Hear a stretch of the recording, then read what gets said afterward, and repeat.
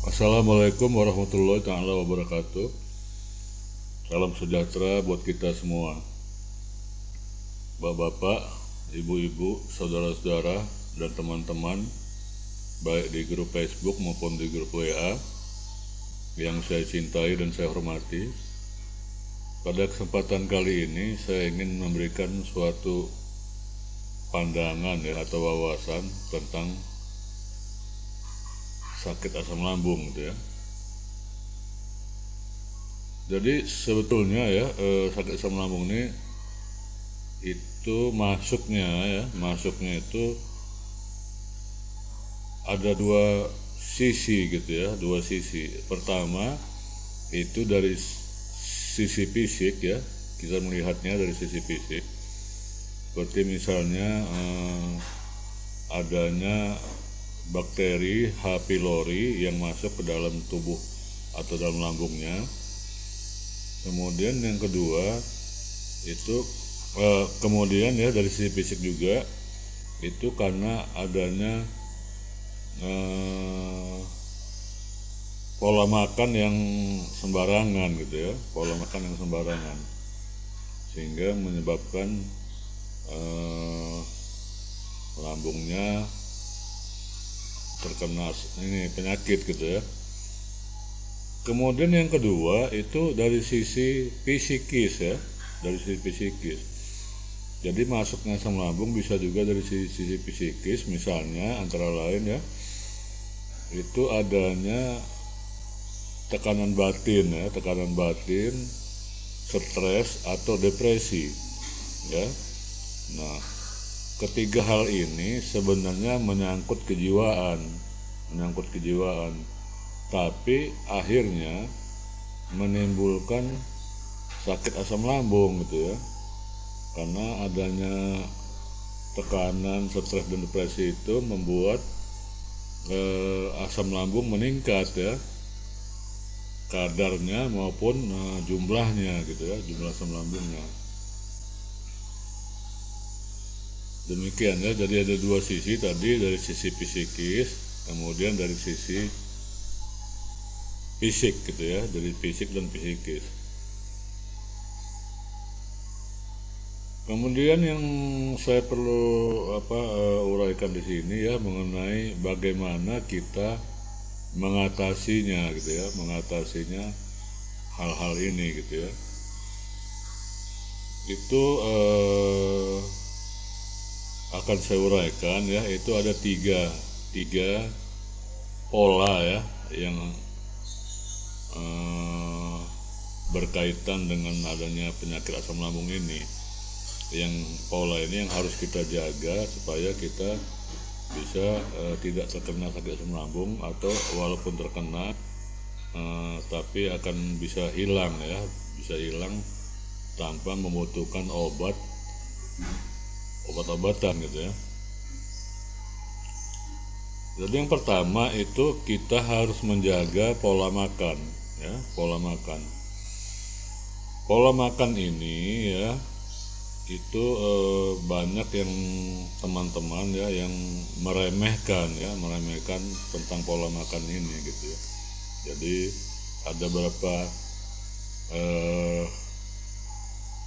hal ya, seperti misalnya dia menganggap ya bahwa ini hal yang sepele gitu ya, padahal tidak ya. Yang pertama ya, dari sisi pola makan ini itu kita harus sarapan pagi gitu ya, wajib. Jadi sarapan pagi itu bersifat wajib karena jaraknya ya dari malam ke pagi itu cukup panjang gitu ya. Mungkin sekitar 8 jam ya kita tidur. Jadi sehingga dari perut berisi kosong 8 jam, kemudian kita bangun, nah itu harus sarapan gitu ya. Jadi jangan ini ya, jangan menganggap remeh sarapan itu gitu ya. Jangan menganggap bahwa sarapan itu cukup minum kopi atau minum teh tambah pisang goreng, ya bukan ya. Sarapan itu harus benar-benar sarapan gitu, benar-benar makan gitu ya, jadi makan penuh gitu ya. Yang kedua, jangan lupa telat makan ya, jangan sampai telat makan. Jadi misalnya kita biasa makan jam 12 ya jam 12 terus, rutin jam 12 gitu ya.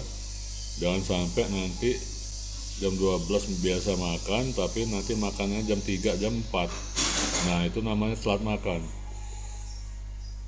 Telat makan ini efeknya sangat tidak baik gitu ya buat lambung gitu ya, karena lambung tuh bisa mengeluarkan asam yang berlebihan gitu ya.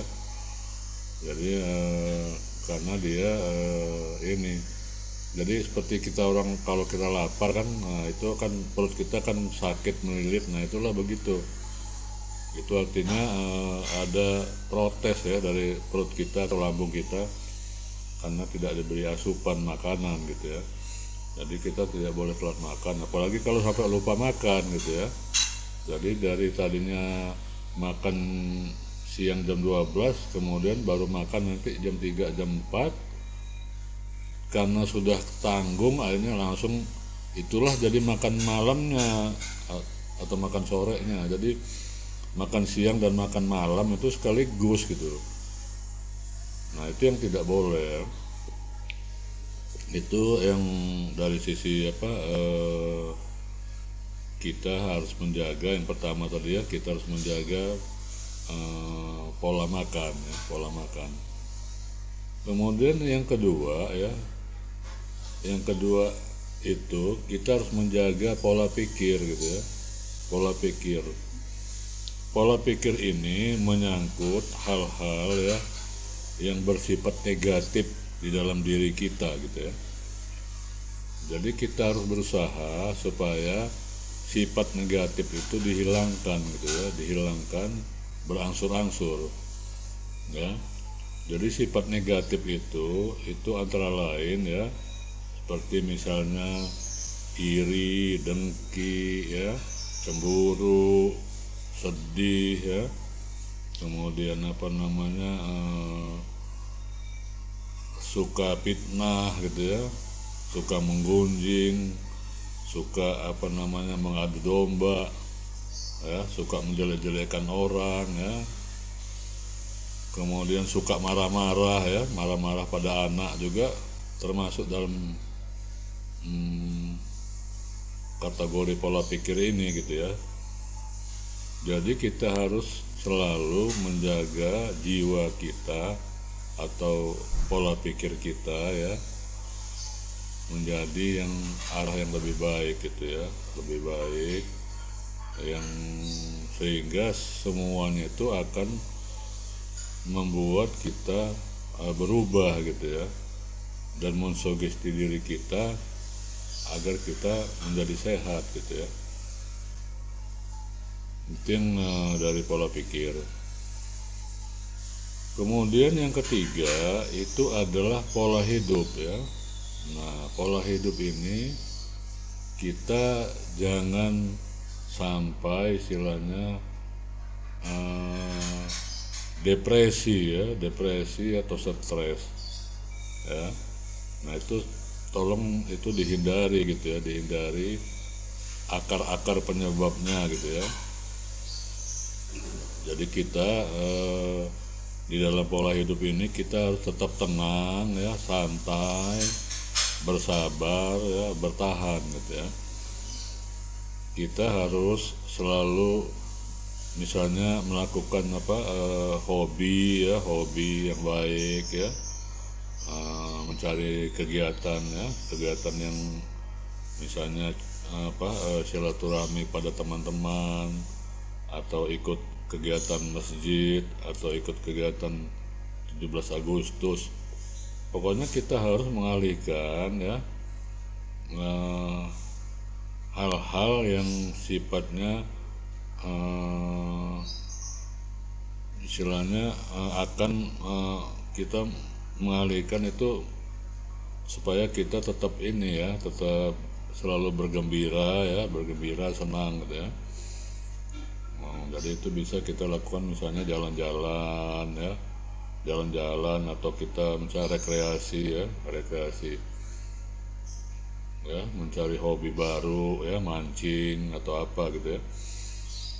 Nah itu pola hidup ya, pola hidup. Dalam pola hidup ini juga misalnya kita atur mengenai waktu tidur kita gitu ya, jangan sampai kita begadang segala macam ya. Kemudian jangan juga kita minum minuman keras ya, alkohol, nah itu tidak boleh gitu. Itu 3 hal itu ya yang pertama yang kita harus jaga, yaitu jaga pola makan, kemudian yang kedua jaga pola pikir, kemudian yang ketiga jaga pola hidup. Saya rasa itu saja yang perlu saya sampaikan pada kesempatan ini. Mudah-mudahan ini bisa membawa manfaat bagi kita semua. Saya akhiri dengan ucapan salam sehat dan tetap semangat. Wassalamualaikum warahmatullahi taala wabarakatuh.